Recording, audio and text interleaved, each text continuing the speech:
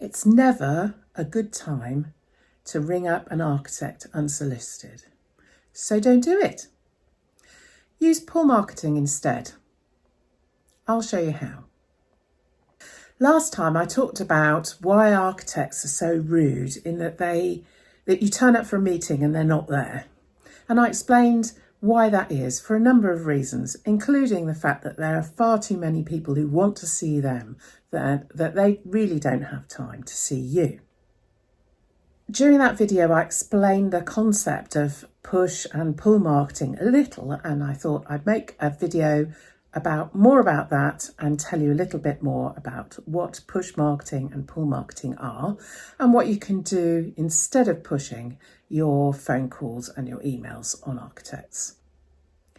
My name is Sue Butcher and I trained as an architect. I used to manage architects' practices, and now I have a consultancy called Just Practicing Limited, which helps construction product manufacturers sell to architects more effectively, particularly in the digital sphere.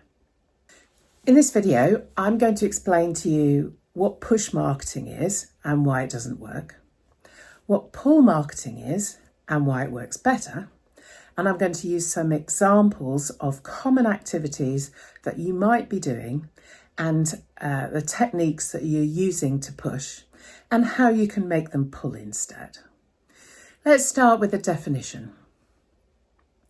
Push marketing is when the architect or the customer does not want your product or service.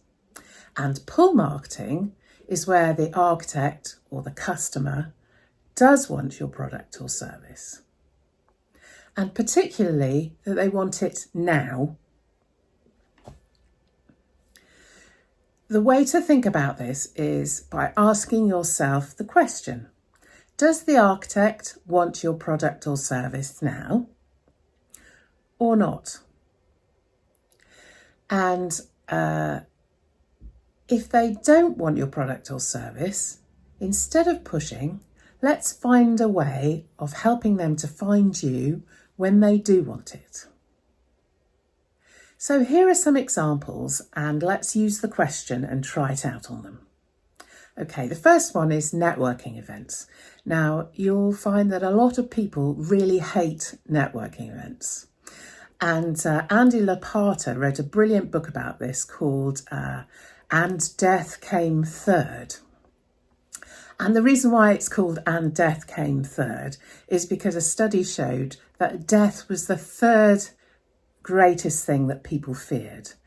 And the first two things instead were walking into a room full of people you don't know. And the second was standing up and presenting in front of people. And death was actually feared less than those two things. Now, having been to an awful lot of networking events, I can completely identify with that.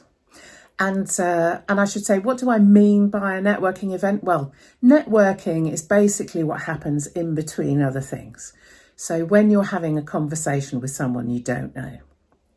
And any sort of event, a seminar, a talk, a trade show, any sort of presentation you're waiting to see, or a rewards event, there's always going to be some networking. That is some opportunity where people just stand around waiting, or perhaps having a drink, maybe before or after an event, where you need to talk to people you don't know. And of course, this is a great opportunity to get to know people, and it's become a great opportunity to do some push marketing. And that's probably one of the reasons why a lot of people do not like networking events, because they're thinking, I'm going to end up in a corner, stuck with somebody I don't want to talk to, listening to them rabbiting on about how wonderful they are, and I'm not going to know how to get out of that conversation. And of course, Andy's book, And Death Came Third, is a great resource for trying to work out how to deal with those situations, but also how not to behave improperly in those situations too. So here are some networking event things that we can ask that pull push question about. So the first one is you're attending the networking event, and the objective, because maybe your boss has given you this objective, is to make sure that everybody who you meet at that networking event gets your business card. Now, let's use the question, does the customer want my product or service now? And the answer is 9 times out of 10, no. Because if you're assuming that everybody who's there gets your business card, only a tiny proportion of those people who you're going to push your business card onto are going to want it. So of course, this is push, isn't it? Not pull. Here's another one. Let's make sure that everyone I meet knows who I am and what I do. Now, if your objective going to an event is that as many people as possible know who you are and what you do, then you're going to spend a lot of time trying to get the conversation round to, this is what I do, this is who I am, here are the products that I can help you with. And again, does the customer want your product and service? And do they want it now? The answer is probably 9 times out of 10, no. So again, that's a push strategy. Let's think about another one. And I'll tell a story with this one. So you're going to the event and your objective is to find out as much as possible about the people that you meet. And a good example of this is my friend Jamie. Now, my friend Jamie, everybody loves her. And I'll tell you why. Because whenever she meets someone she doesn't know, her objective is to be as interested as possible in that person. So she will ask open questions. So, how did you get here today? What do you think about the talk? Anything like that.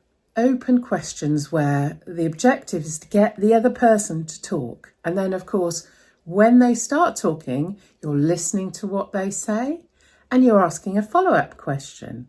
So what do you know about that subject? Or what do you think about what they said about this?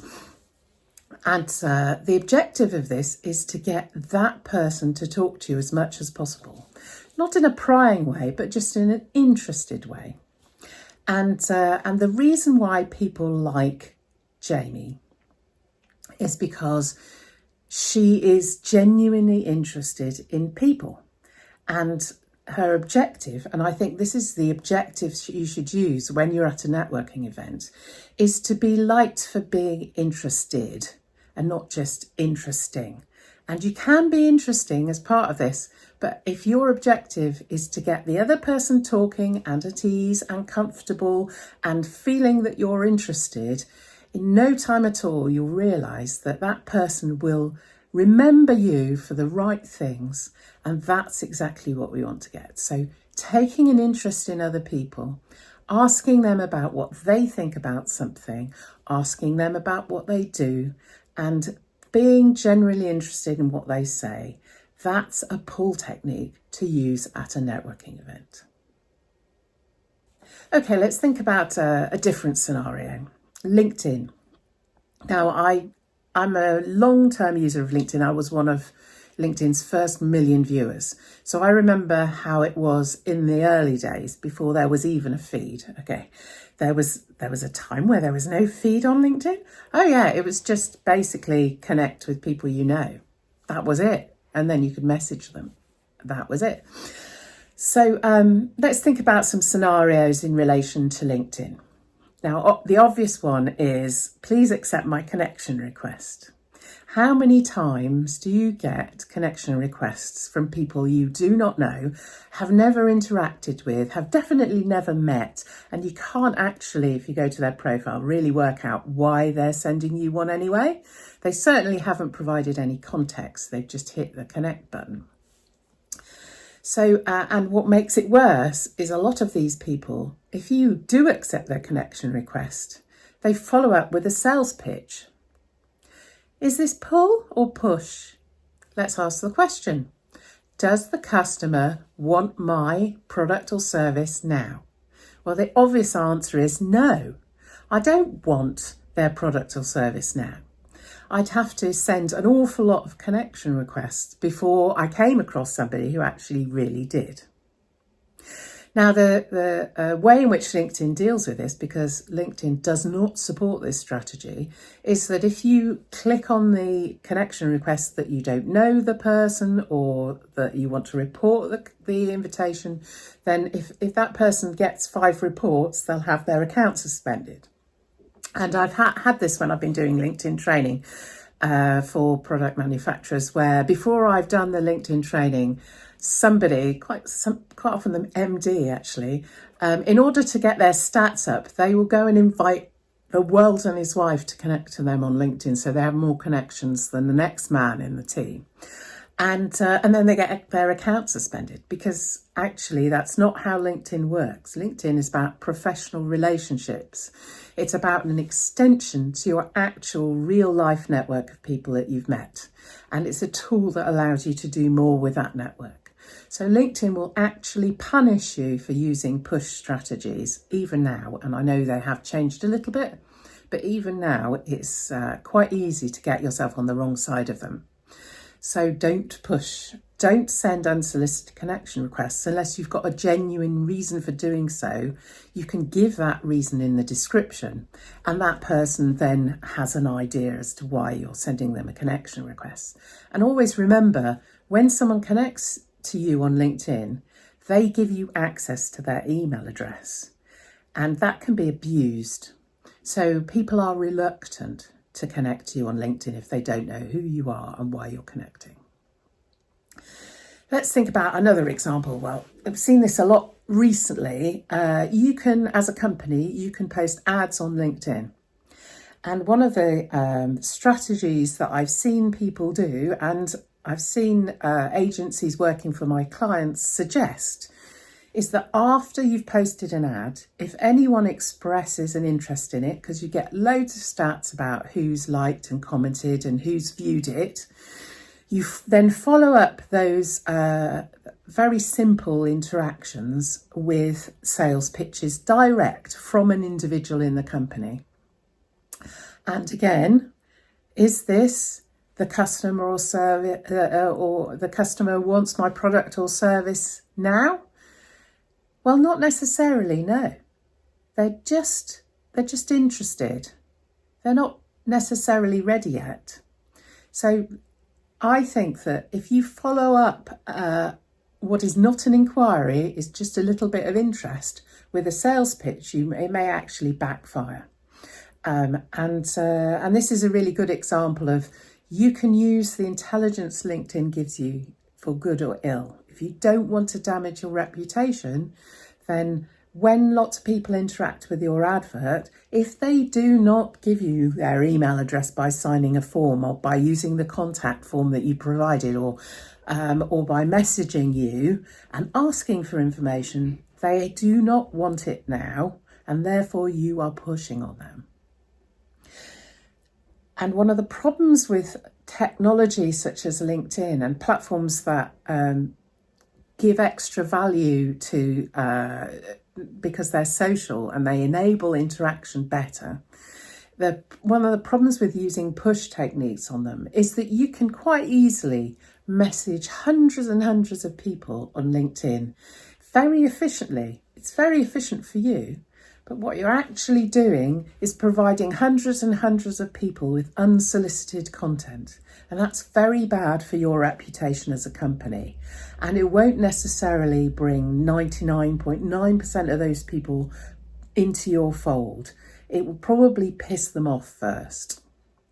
So think before you use those technologies in a non-pull way, in a way that is pushy. So what can we do with LinkedIn? Well, as I said, LinkedIn is a really useful way of interacting with people without actually having to go to networking events. You can be valuable to people really effectively on LinkedIn. So if they're posting on LinkedIn about something, it's probably because they're interested in the topic. And maybe you've got extra value to add because of your professional expertise.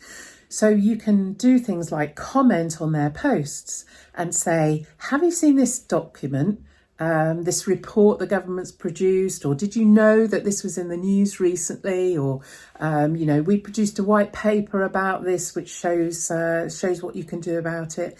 You can offer your expertise, but do it in the public domain, not privately, because privately is one-to-one. If you do it in the public domain, everybody who reads your interaction can use that information for value, and then you can have a bit more of a conversation. And the more conversations you have on LinkedIn, the more your contribution is shared with a much wider audience. And another way, of course, that you can use LinkedIn for pull purposes is to publish your own content. So if you've got expertise in a particular area, if you've got value to share, instead of pushing it on lots of individual people individually in their private channels, why not publish it yourself and demonstrate your expertise in that area? And if people interact with it, what they're doing is they're sharing that with their own network and giving you more visibility as well. Let's think about your objective. Your objectives with platforms like LinkedIn and networking events where you show interest is to get people to talk about you when you're not there. It's to get them to share your things between each other without you being there. And it's to get them to remember who you are and perhaps to Google your name in the future when they are interested in what you've got to do. They may Google your name as an individual. They may remember the brand name that you put on the white paper. They may remember, rather than putting that business card in the bin or having to rummage around in the cupboard to try and find it, they may remember, oh yes, his name was John and he worked for, right, I'll Google him, and they'll find you on LinkedIn and they'll reach out when they're ready.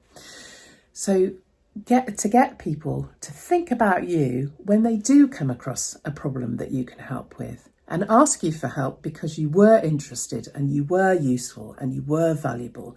And they're not going to do that if you were just pushy. So you might be asking, what's this got to do with information management and digital information sharing if you're a construction product manufacturer? Well, I think that good information management is also pull marketing. And I'll be talking about that in one of my next videos and talking about the value of it. So let's summarise what I've talked about today. Push marketing is when the customer does not want your product or service, particularly not now. And pull marketing is when the customer does want your product or service. So ask yourself, whenever you're thinking of doing something like messaging somebody, or sending them a connection request, or giving them your business card, or sending email marketing out, does the customer want my product or service now? Because if not, then you're just spamming them. Instead, why not find a way to help them and help them find you when they do want your product and service? I hope you found this interesting.